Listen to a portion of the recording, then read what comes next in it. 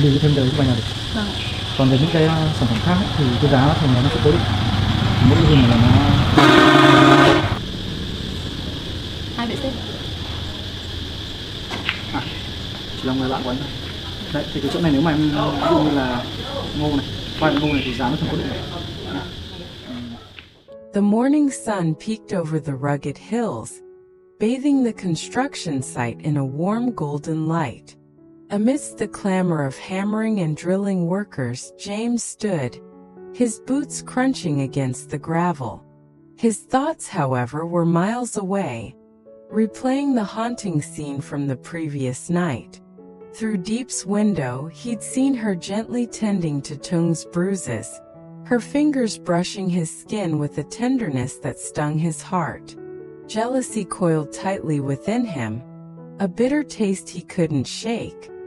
He rubbed his temples, forcing his attention back to the site, the skeletal frame of a new building rising against the sky. Meanwhile, back at her farm, Diep stirred awake, the cool morning breeze rustling the curtains. She stretched, her muscles aching from yesterday's chores, and shuffled to the kitchen. The faint glow of dawn illuminated the cold rice she scooped into a pan, cracking eggs over it with a sizzle that broke the silence. As the aroma filled the air, she ate quickly, then stepped outside to tend to her animals. Hockey, her loyal dog, bounded toward her, soaked from a playful dip in a puddle. "Hockey, you're drenched again. Come here and eat something," she chided with a laugh, tossing him a scrap as her chickens clucked eagerly for their share.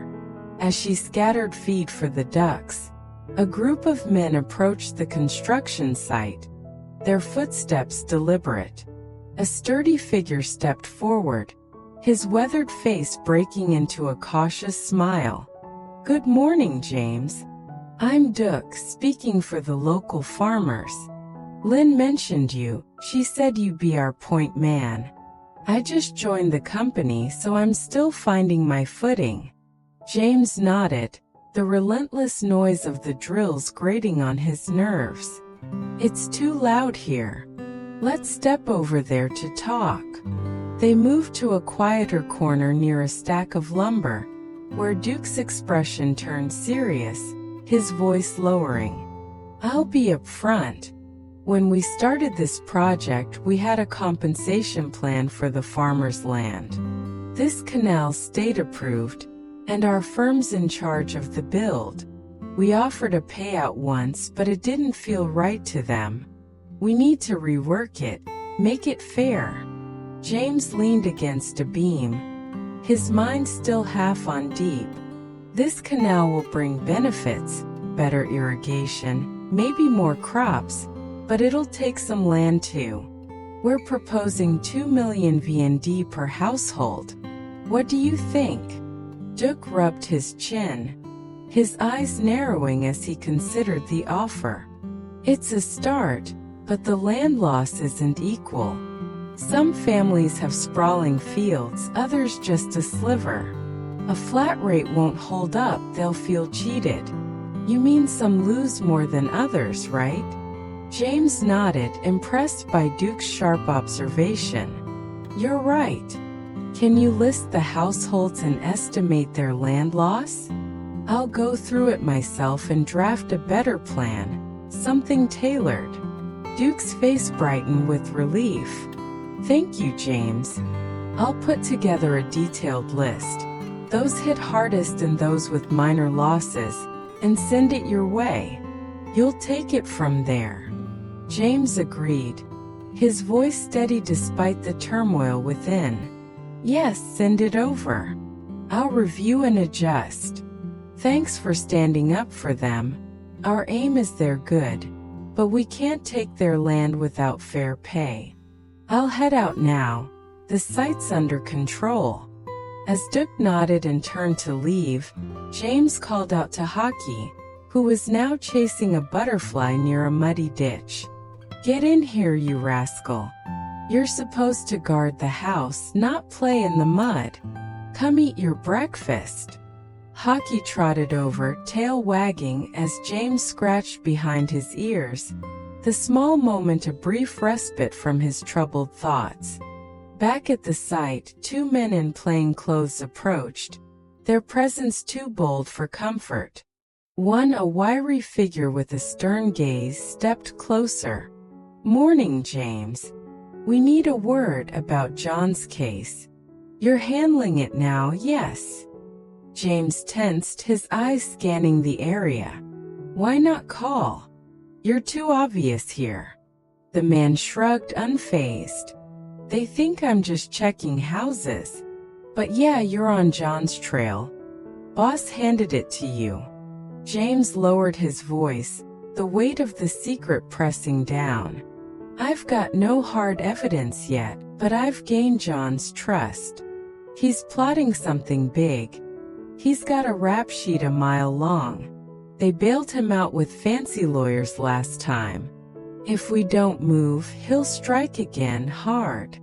The second man handed him a thick file, his tone urgent. "Here's what we've dug up, watch your step." "He's a loose cannon." James flipped through the pages, his jaw tightening. "No more visits. Contact me by phone, keep it under wraps. Don't let him sniff out your undercover cops."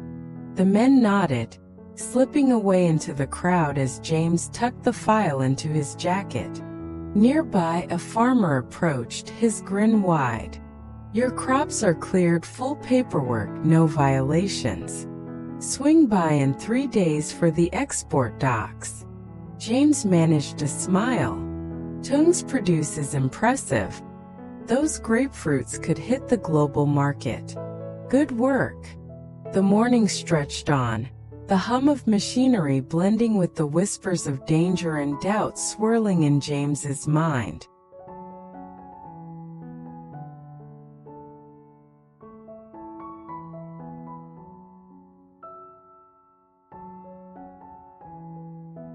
Later that humid afternoon, James lingered by his car, the engine still ticking from his drive back from the construction site.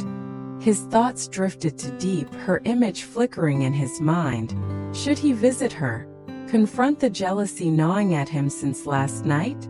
Before he could decide, his phone buzzed, his mother's voice cutting through the static with urgency. "James, I'm off on a sudden trip. Can you pick up my new secretary?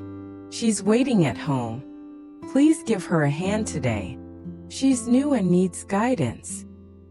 He sighed, adjusting his plans with a reluctant nod. "Sure, Mom. I'm on my way back now," she added, her tone softening. "She's eager to start. Show her the ropes, okay?" "Got it. Take care," he replied, sliding into the driver's seat, the weight of his unresolved emotions settling deeper. At the house, a young woman paced the porch, her expression a mix of nerves and impatience, her shoes tapping against the wooden boards. As James pulled up, gravel crunching under his tires, she waved eagerly, her relief palpable. "Finally, James. Your mom said I'd start today, but she's already gone on her trip. I've been waiting forever. Thought you'd never show." He stepped out, offering an apologetic smile, his hands shoved into his pockets. "Sorry about that. Mom swamped with work, and I was tied up at the site dealing with a canal project." "Was it a long wait?" She shook her head, brushing a strand of hair from her face. "Not too bad, just a bit. Sudden trips happen, I suppose. I'm used to it." James nodded, relieved by her patience. "Thanks for understanding. What's Mom had you look at so far?" She brightened, pulling out a worn notebook from her bag. "I've skimmed the paint files and picked up some basics, colors, stock levels, a bit of inventory jargon." He gestured toward the house, inviting her inside. "As a secretary, you'll dive into the deep end of paperwork. Crops, timber, paint. Track monthly revenue, profits, and staff details. I need you to report on who's who, how long they've been around, and any issues they're facing. She jotted notes, her pen scratching against the paper, her focus sharp. Understood. I'll get on that. James continued, pointing toward the distant hills where his sights lay. Each location has a manager. Tuan runs the timber yard. He's a natural with the crew, keeps them in line, but he's hopeless with paperwork. You'll bridge that gap and keep things organized. She nodded confidently, her voice steady.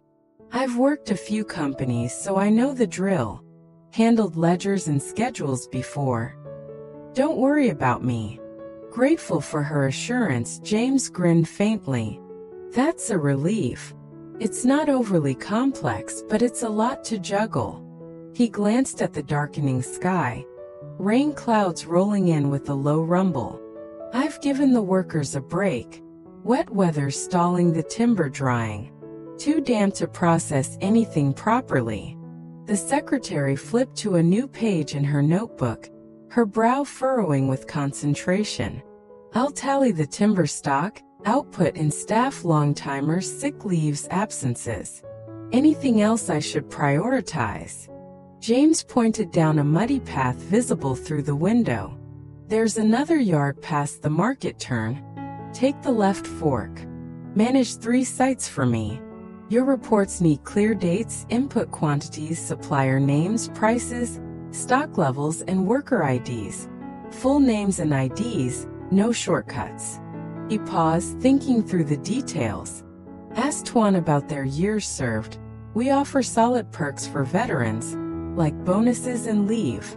Note sick days too. With this rain, I've halted work. Record those off days carefully to avoid payroll mix-ups. She nodded, her pen flying. I'll sync the leave dates and keep it precise. No errors. They drove to the timber yard. The air growing heavy with the scent of wet wood as rain began to patter against the windshield. Stacks of planks glistened under the drizzle, and James pointed to a weathered ledger on a nearby table. Tuan's logs are detailed. Check them for accuracy. The secretary agreed, flipping through the pages. I'll request his data and tally the backlog. Lots of unsold planks piling up due to this weather. Should I note the dampness impact too? James sighed, surveying the packed shed. Water pooling at the edges. This place is overflowing with stock. That's it for now. Let's move to the produce yard and see what's brewing there. The air shifted to a tangy citrus scent as they arrived. Crates of ginger, bananas, and jackfruit lining the walls. Workers sorting through sacks with practiced ease. This is trickier, more staff, so focus on key crops like grapefruit and oranges. I'll show you around properly, James explained, his voice carrying over the hum of activity. He noted the main warehouse was a distant speck on the horizon, but promised a future visit. For now, oversee the managers here. They've been sloppy without someone like you to tighten things up. Check their records and push for accountability. Inside, the hum of voices greeted them, workers pausing to nod as they passed. This season's heavy on ginger. Unlike timber, crops vary. Ginger now, corn or cassava later depending on the harvest. Note details. Ginger's mostly from locals, no big suppliers to rely on. Weigh by sacks, 50 or 70 kilos each. Multiply to get totals and double-check the scales, he instructed, gesturing to a stack of burlap bags. The secretary nodded, her eyes scanning the piles as they passed resting workers, some napping under a tarp. There's a manager, but they're likely on lunch break now. That's the gist. Report monthly with a breakdown. She smiled, tucking her notebook away. It's late. Care for a drink to wrap up and discuss further? James hesitated, glancing at his watch, the rain now a steady drumbeat. I've got plans, let's make it next time. I need to sort some things out. She pressed gently. Just a quick one. I've got a few work questions still swirling in my head. A break could help. He relented with a tired smile. "All right, let's go. But keep it short." As they left, the rain intensified, the drops a relentless tattoo on the roof. Mirroring the storm of emotions James couldn't escape as thoughts of Diep lingered in the back of his mind.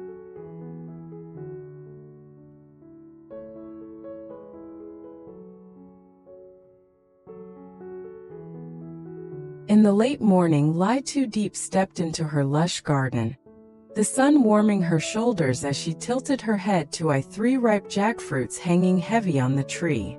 Their spiky skins gleamed with promise, the fruit swollen with sweet golden flesh within. With a practiced hand, she reached up with a ladder, plucking them one by one, the weight tugging at her arms as she carried them to the porch. There she sliced them open with a sharp knife, the rich, tropical aroma wafting into the air, drawing a smile to her lips. She cut the fruit into thick, juicy segments, arranging them carefully into sturdy boxes, her mind set on the market to sell them for a good price to support her farm. Meanwhile, across the village, Tung met John in a secluded grove, the rustle of leaves masking their tense exchange. The air was thick with humidity as John leaned against a tree, his voice a low growl. "We need to refine the plan to kidnap Diep. Make it seamless this time." Tung nodded, unease flickering in his eyes as he shifted his weight. "Let's make it clean and quick, no mistakes." After hashing out details, timing, routes, distractions, and a fallback plan, Tung returned, his steps heavy with guilt, only to find Diep sitting at James's gate, her phone pressed to her ear, the screen glowing faintly. "Why isn't he answering?" she muttered, dialing again with a trembling finger. No response. Frustrated and weary, she accepted Tung's offer for a ride home, the engine humming as they pulled away, the road slick with morning dew. At a roadside stall nestled among the trees, James sipped tea with his secretary, the warm cup a contrast to the cool rain tapping against the window.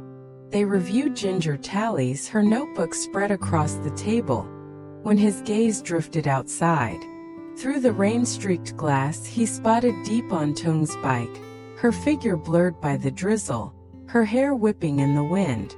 His grip tightened on the cup, the ceramic creaking under his fingers, jealousy flaring like a wildfire that threatened to consume him.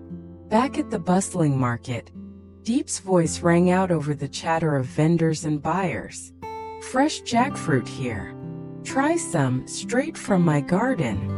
A woman approached, her basket swinging, inspecting a box with a curious eye. "How much?"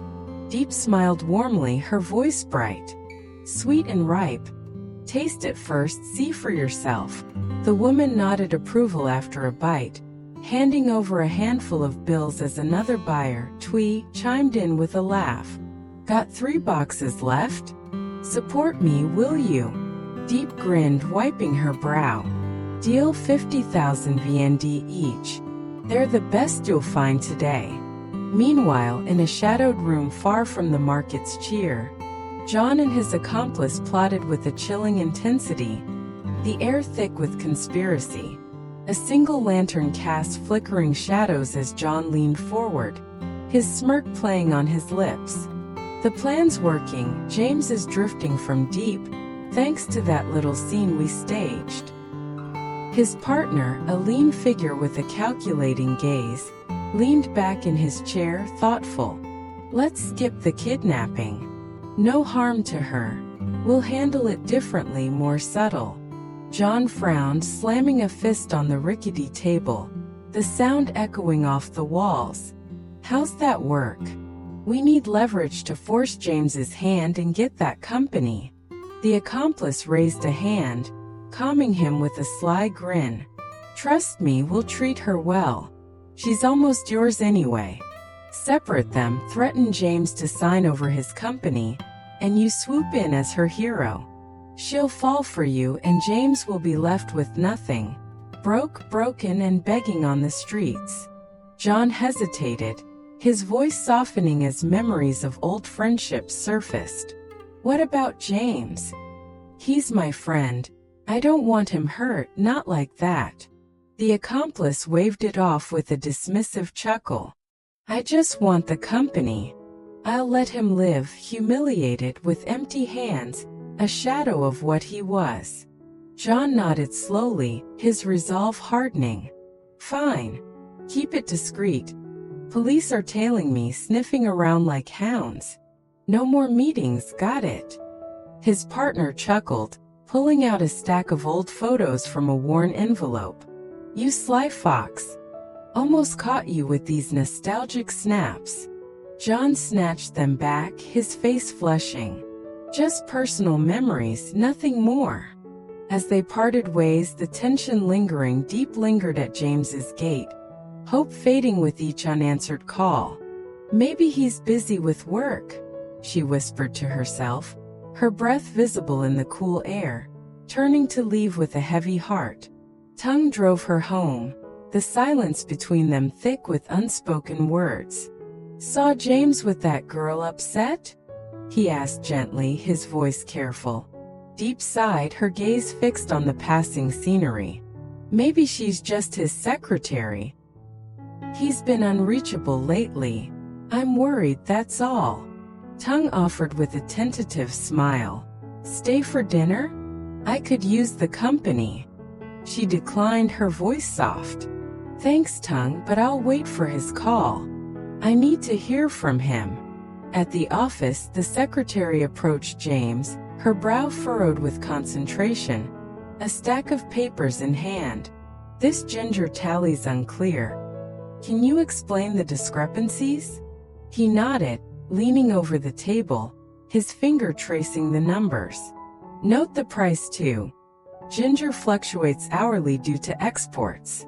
Other crops have fixed rates, but Buidazan fetches a premium. Track the shifts daily. Diep peeked in, holding a jackfruit box, her expression a mix of hope and hesitation. James working? Can you pass this to him? Ask him to call me. I've been trying all day. The secretary took the box with a nod. Sure, I'll tell him. Anything else? Just that, Diep said, turning to leave. As she stepped out with Tung, James emerged from the back room, his voice tight. Diep was here. The secretary nodded, setting the box down. Just drop that off and ask for a call. His mind raced, the sight of Diep with Tung replaying like a broken record, fueling his doubts. Let's head out, I've got things to sort out, he muttered, his steps heavy. Outside, the rain fell harder, the drops a relentless drumbeat on the roof, mirroring the growing rift between two hearts teetering on the edge of trust, and a betrayal neither fully understood.